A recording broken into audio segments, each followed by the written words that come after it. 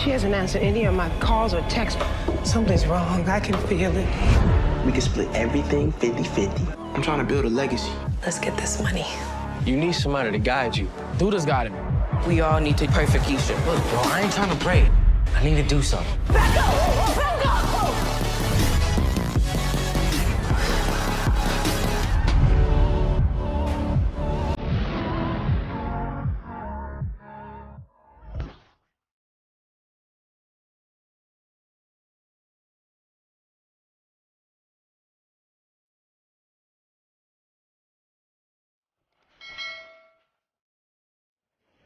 What's up, YouTube? It's your boy, it's your homie Futuristic Mike, and I'm back with another The Chi video if you're new. Make sure y'all leave your theories, comments, everything down below in the comment section. If you're a fan of The Chi, if you love The Chi, hit the like on this video. If you're new to my channel and this is the first time you're finding me, subscribe, turn on those post notifications so you can never miss any other uploads. Now, this is gonna be my recap for The Chi, Season 3, Episode 2, and the title to this episode is Brewfurd. And man, this was a solid episode, man. This was a good-ass episode. A lot of things happened. It had some stuff to do with Keisha, but to be honest, there wasn't as much Keisha stuff in the episode as I thought there would be. There was a lot of different things involving Ronnie, Trig, Duda, Jake, Papa, Kevin. Of course, Kevin was looking for Keisha in the episode, but there was a lot of different things going on, man. We learned a lot of Trig's backstory. We learned a lot of different things in this episode, man. We had Lala Anthony's introduction, her introduction as Dom. There was a lot of different things going on. So we're going to talk about it. We're going to get into it. But before we dive into it, if you guys enjoy discussions like this, please be sure to give the video a like, subscribe, and turn on those notifications so you never miss any other uploads. Now, the episode starts with Kevin in Keisha's room, and he sees an old purse of hers hanging up. And then he starts reminiscing of him and Keisha riding in the car together. He starts thinking of little times between them in the car. Their mom was driving. They had just got some fast food. She's eating all the fries in the front seat. You know, Kevin's wanting some of them damn fries. They're just riding in the car. Keisha's on the phone. And man, Keisha's crazy because I never felt comfortable talking on the phone in front of my mom or dad like that, just talking about whatever. Keisha was just talking about all kinds of stuff in front of her mom. She didn't care. But Kevin reaches over and he grabs something that was in her purse. It looked like a pack of Altoids or something. And he put one of the things in his mouth and he was like, damn, this tastes funny. Turns out it was like birth control or something. That's just what I'm guessing. It doesn't say, but I think it was birth control because their mom starts asking what they're doing in the backseat because they was arguing. And next thing you know, they're stopped, and Keisha and her mom are arguing in the back of the car, and Kevin's just looking. And the reason why he's thinking back to this is because he got her in trouble. And then Keisha gets in the car. He's like, man, I didn't mean to get you in trouble. So Kevin's just thinking back on this because he misses Keisha. And he doesn't want to go and tell his mom, basically, that Keisha's missing because he thought back to when he got her in trouble. And he doesn't want to get her in trouble this time, just in case she really didn't get kidnapped and like she's just out there doing whatever she's doing. He doesn't want to get her in trouble. So that's why he's not telling their mom that she's missing. Now, Kevin gets on her computer to look at some messages, and he messages Malaysia, a friend of Keisha's, and he basically asks her if she heard from Keisha and where's Keisha at and stuff like that. Now, Kevin's mom doesn't know Keisha is missing. She's wondering why Kevin is even in her room in the first place because their mom comes in Keisha's room. Now next, we see Emmett. He's making food at an event, and this is basically like a gender reveal party. One of Emmett's baby mama's friends' gender reveal parties. It shows one of Emmett's sons. We haven't seen him in a minute. I can't even remember the last time we seen this little boy on the show. So it's been quite a while. Now, what was so funny about this situation was the fact that Emmett ordered food from different places. He like used Postmates or something. I don't know what he was using. He was using a little delivery service. He made it seem like he cooked all the food, and everyone knew his ass was trying to finesse. They knew Emmett was trying to lie. They knew his ass did not cook that food because they started tasting the food, and they recognized the food from different places, like famous food places around the area. They were like, oh, damn, this tastes like what's his name's barbecue sauce, or this tastes like so-and-so's chicken. And I was just weak, man. I was just weak because this was funny as hell, man. I was weak. Now, next it showed Ronnie digging in a dumpster. Old rusty-ass Ronnie dumpster diving and stuff like that, man. He's trying to get some money for cans and stuff. He's just out there doing whatever, man. You already know he's still drinking. That's crazy. I do gotta say though, I'm liking Ronnie a little bit more in this season than I did in the previous seasons, and we're gonna get into that a little bit later when he helps somebody with a certain situation. Now, Nina and Dre go to the school and they talk to Keisha's teacher, and her teacher said that she hasn't seen her. She hasn't been to school in a couple days. So Nina, as she's walking out, she says that she feels like something is wrong and that she can feel it. Now, Kevin's watching at the school. He sees his mom leaving with Dre, and he wants to get to the bottom of things. As soon as they pull off, he goes up there and talks to Malaysia as she's walking out. He asks her why she didn't respond, and she tells Kevin that the boyfriend's name of Keisha is Nook.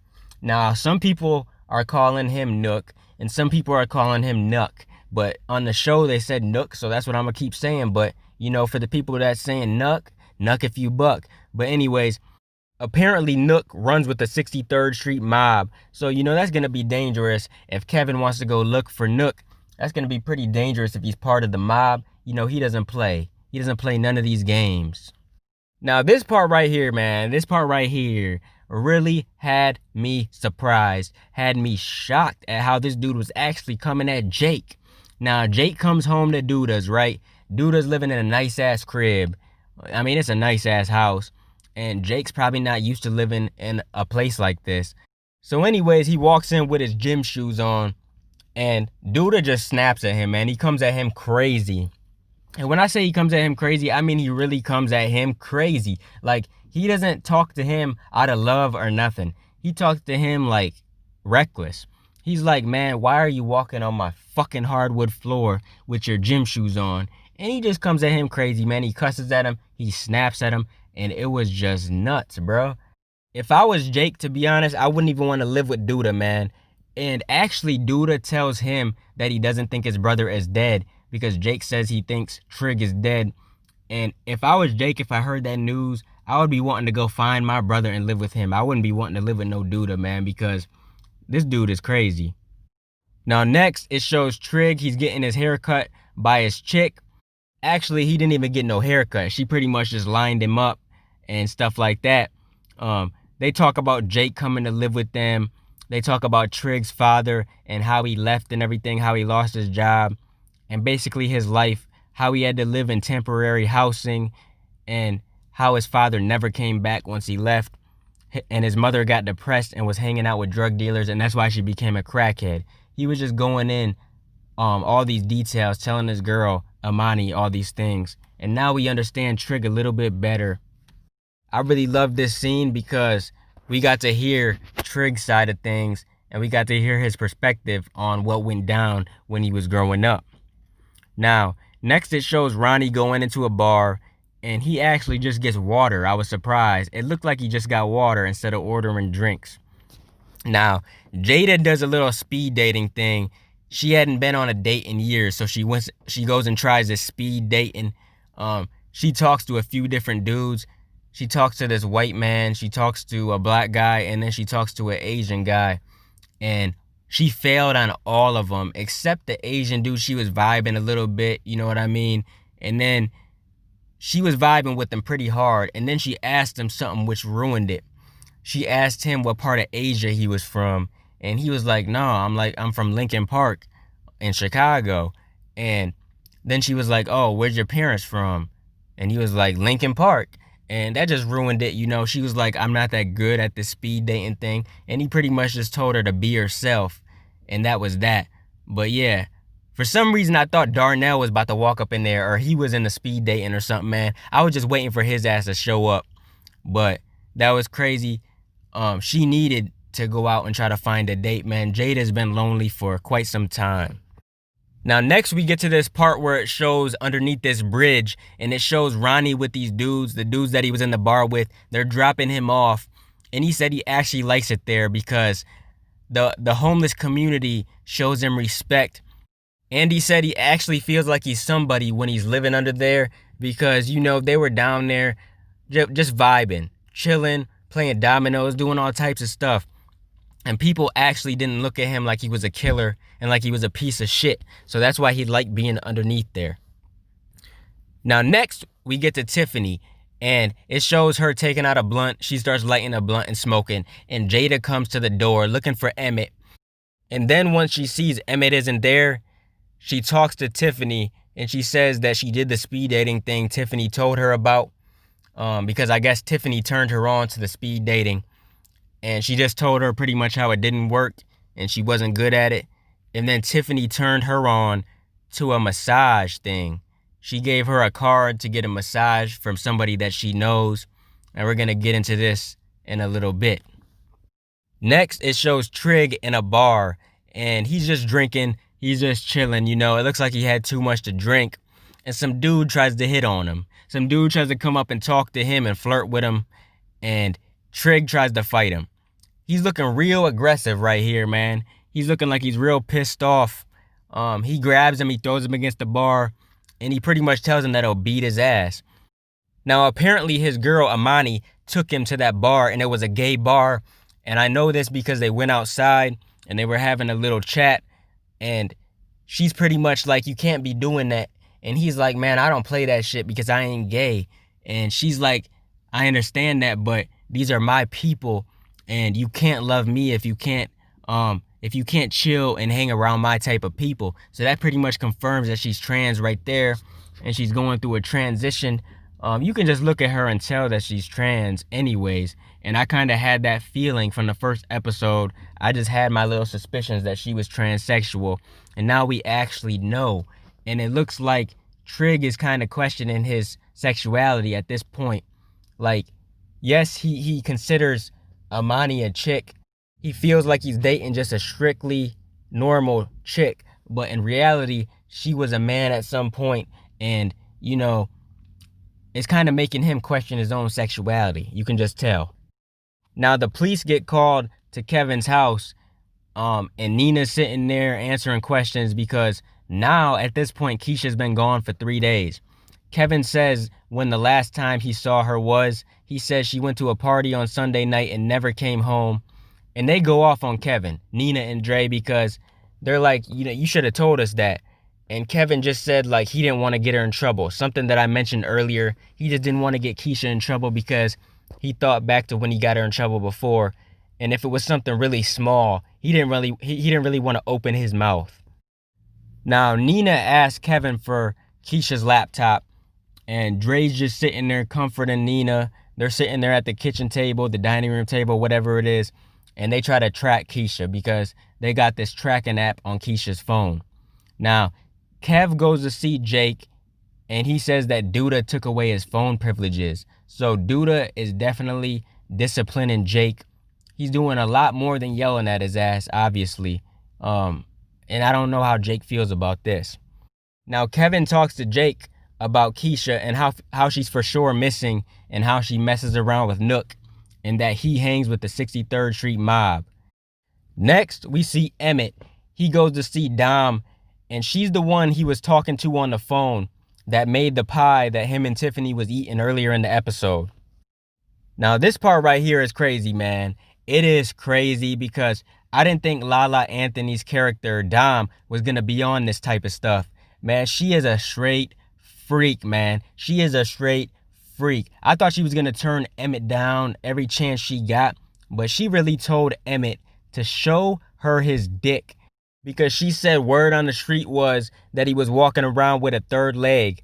So that's crazy, man. He had to show his shit to get in the house. That really caught me off guard, man. That really caught me off guard. Lala Anthony was something else, man. She was something else. She was on one for real, man. She was on her freaky shit. I was like, man, that's crazy.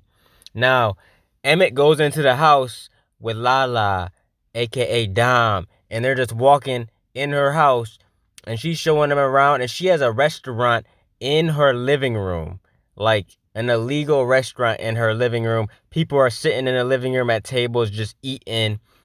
Emmett and Dom went in the kitchen, and Dom pretty much just showed Emmett how she gets down, how she cooks, and why she's as good as she is. And now, is it just me, or did you guys catch on to this too, man? Like, when it showed the hands cooking and whipping up the meat and putting the seasoning on all the stuff and everything. Now, did it look like Lala Anthony's hands to y'all? Because in my opinion, it didn't look like hers. So she probably had somebody come in and fill in for her to make some of the food and stuff. Because you can even tell the nails that Lala Anthony had on was different than the nails of the hands that they showed. So maybe I'm just being a little too observant and paying attention to the little things, but in my opinion, it really didn't look like Lala Anthony's hands all the time when it showed that up close. I could just be overthinking it, but let me know what y'all think, man. Go back and rewatch the episode, or at least rewatch that part, and tell me what you think. Comment down below in the comment section. I don't think that was her hands the entire time, and half the time the hands look darker than her hands. But whatever works. Now, Emmett wants to go into business with Dom. He tells her that he wants to go into business and they can split everything 50-50. And he tells her to meet him at an address at 10 o'clock p.m. Now, next, it shows Jake, Papa, and Kevin, and they're working at the pizza place of Duda's Perry's Pizza. They found out where Nook stays because Kevin got the information from Malaysia when he went up to the school. So they all want to take a trip to Nook's house. And you know, Papa, you know how he is, man. He's all scared and paranoid. He's like, he's kind of iffy about this situation. And Jake's like, oh, yeah, I'll come. And pretty much they're all going to go see Nook. Now, Trig tries to come and visit Jake at Perry's Pizza. And Trig just asks Jake how he's doing. And then Jake says, I'm alive, and that he's been doing good. And Trig says that Jake needs someone to guide him and to be there for him. And it's not Duda's job. It's his job since it's he's his blood and he's his family. Now, Jake said he doesn't want him to leave because Trig even said, I can go if you want me to go. And Jake's like, nah, you can stay. Jake says we can take baby steps and everything. So eventually, I think these two are going to become close. We can see in the previews for the next episode that they have a scene together. So I think I'm going to like where this relationship goes. Now, Jake goes inside the Perry's Pizza, and he says that they're going with Kev to Nook's house. Next, it shows Jada getting a massage, man, with her masseuse. Tiffany recommended this masseuse to Jada, and Jada sees that dude is rock hard. This dude is rock hard. So they show Jada butt-ass naked, and she gets her cheeks clapped pretty much. They show this dude smashing her, and this reminds me of some Power scene. Like in Power, you know how they show them sex scenes with Ghost and Angela and stuff?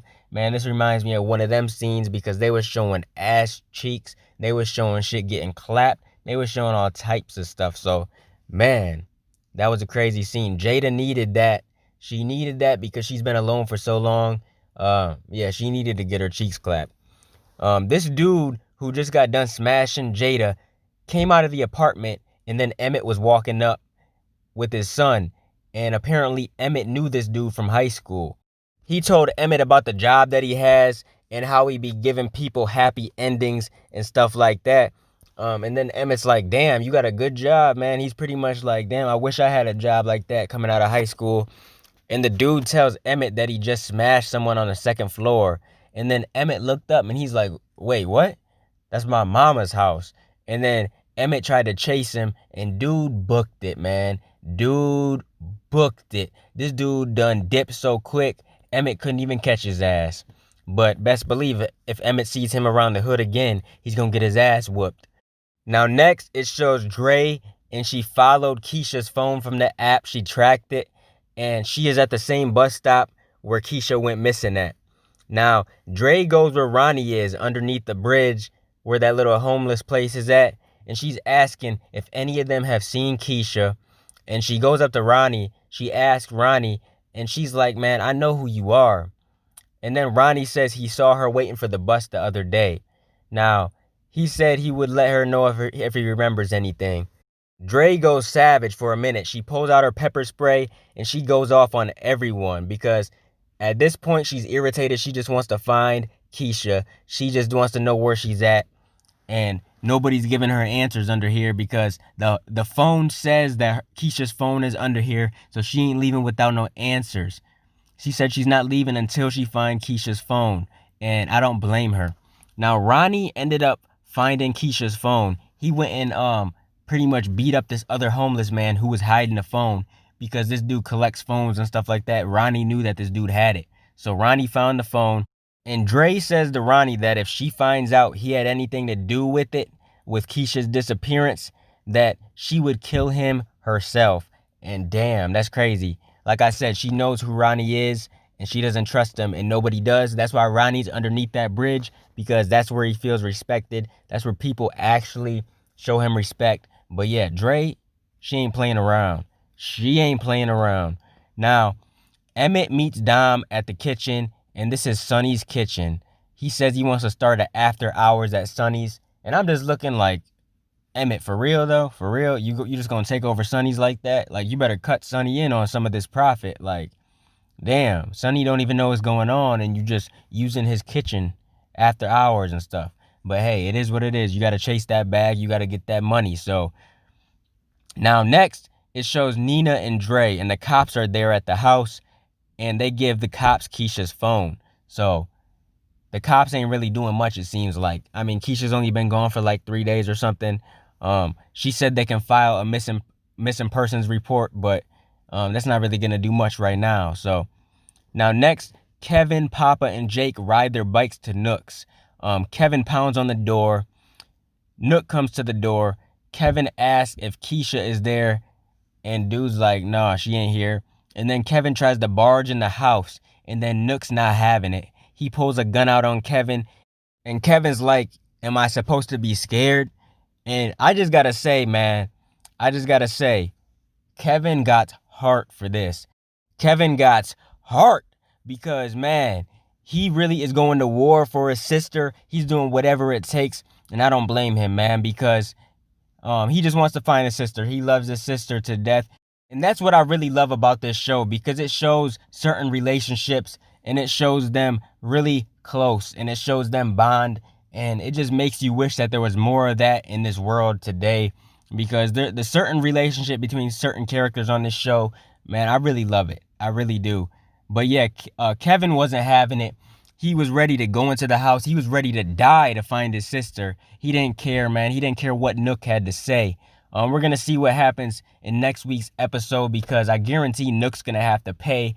If they were to tell Duda what this dude did or something like that, Duda would probably murk this dude. Or even if they tell Trig, which Jake is probably going to do, I think it's bad for Nook. So we're just going to have to see on next week's episode. But they left us on this cliffhanger. It left us wondering what's going to happen. But overall, man, it was a real solid episode. I really liked this episode. It had a lot of things in there. A lot of plots are being explored. There's a lot of different storylines being explored this season, and I'm just really feeling it so far, man. I'm feeling the vibes. Let me know in the comment section. Comment down below if you're feeling it too. Do you like the season so far? Comment your thoughts and everything down below in the comment section. Yeah, comment your thoughts, theories, predictions, and everything else for the remainder of the season. How long do you think Keisha's going to go missing? A couple episodes or the entire season? Comment down below and tell me what you think.